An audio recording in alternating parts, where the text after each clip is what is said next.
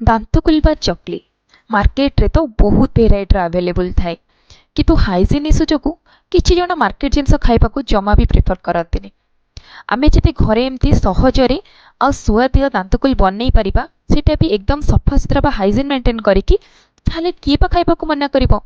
चलतु एबे तो फेस्टिव सीजन चली घरे बनईबा खाइबा आ घर लोक खुआइबा केमती लगुची मते मो कमेंट सेक्शन में आपण माने कहबा को जमा भी भूलिबेनी। वीडियो को बनैया पूर्व मु आपण मानक कहि दोची वीडियो भल लागिले मो चैनल को लाइक शेयर सब्सक्राइब करबा को भूलिबेनी। तो चलतु स्टार्ट करबा। हाय फ्रेंड्स मोर रूपम्स फूड लाइव रे आपण मानक बहुत बहुत स्वागत। मु एठी गोटे गिनारे मेजरमेंट करि नेची मेजरमेंट एथिरे बहुत जरूरी।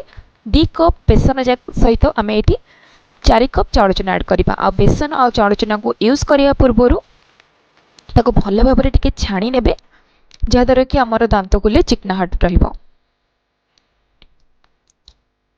मु एठी होममेड चाउल चूना नेछि जदि आपण तार रेसिपी जानिया पय चाहुछन ताले मते निश्चित जणेबे मु बहुत शीघ्र तार रेसिपी अपलोड करि नेबी। देन एठी गोटे बड़ चमच जुआनी को हाथ टिके क्रश करि ऐड करनेबा 2 बड़ चमच राशि ऐड करिनेबा ता सहित टिके लूण ऐड करिनेबा टेस्ट अनुसार।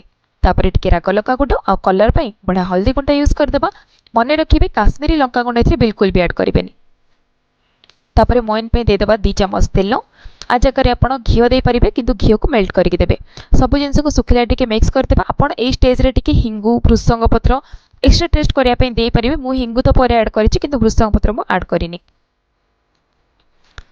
हाथ रे ताको भल से मिक्स करिनेबा जेमति कि आमे मुठा कले सेटा मुठा तो हो जाउथबो आ इजीली भांगी भी जाउथबो। बहुत टाइट मुठा हैला चाहिँ ताको रखिबेनी न सेटा बहुत हार्ड हो जाए। देन गरम पानी अल्प अल्प ऐड करिया मिक्स करिबा। एका संगे अधिक ऐड करिबेनी नहले आपण मेजरमेंट जानि परिबेनी।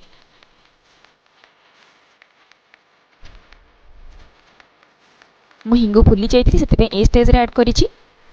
हां होममेड चाउल चूना जगह आपण मार्केट रे मिलुथबा चाउल चूना बा पैकेट चाउल चूना मध्ये यूज करि परिबे। मने रखिबे चले कि यूज करियार अछि ताको। सब जिनस को मेठी हल्का हल्का गरम पानी ऐड करिकि मिक्स करिकि गोटे डो प्रिपेयर कर नउछि। डो बहुत अधिक हार्ड करिबेनी किबा सॉफ्ट करिबेनी सेमी सॉफ्ट डो बनेबे जेमति हमें पूरी पे आटा चकटी थाउ बस सेही भली ताठो टिके हार्ड हेले भी चलिबो। बेसी हार्ड हे गले डो दांतकुल मोडिला बेले सेटा बारंबार छिंडी जाई थाए। एटी डो बढ़िया से बने के रेडी हे जाईछि।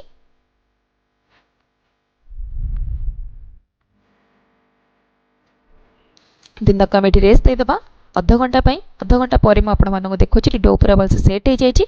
हाथ को सफा करिकि टिके तेल ऐड कर माने यूज करिकि ताकू हमें डो बॉल्स प्रिपेयर करनेबा।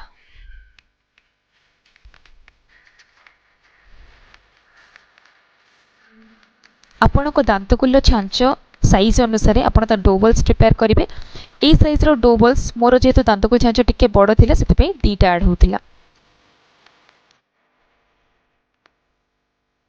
टिके सिलिंड्रिकल शेप रे डो बॉल्स दे देबे। देन मेटी देखन दांतकुल छांच आपण मानो देखि दोछि सेथिरे 6 प्रकार रो डिजाइन रो छांच थाई। आपण एटा यूज करि परिबे किबा जति आपण पाखरे राउंड वाला होल अछि ताले आपण सेटा भी यूज करि परिबे।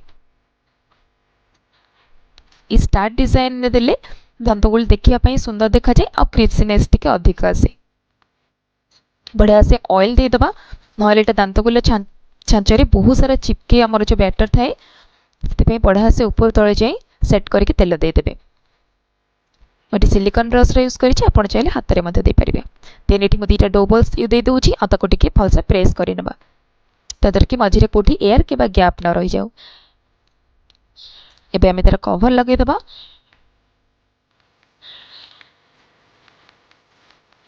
मार्केट रे तो बहुत वेराइटी दांतकुल छांच अवेलेबल थाए। आपण पाखरे जोटा थिबा आपण सेटा नै परिबे। देन दांतकुल पकेया पई म एठी बटर पेपर यूज करिछि।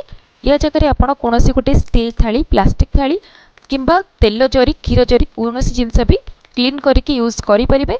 मने रखिबे बटर पेपर जगह रे आ जो कोनोसी भी जिंस आपण यूज करूछंती ता देहरे आपण ऑयल ग्रीस करिवे दांतकुल पकेबा पूर्वरु। आ दांतकुल मोडिला परे ताकू तार एंड प्रेस करि नेबे तादर कि सेटा जेतळे तेल रे हमें फ्राई करबा सेटा न फिटी जाऊ। जदि आपण एथिरे नुआ अछंती ताले आपण धीरे धीरे बनेबे फास्ट टू स्पीड रे बनेबेनी नल सेटा बारंबार छिंडी थाए।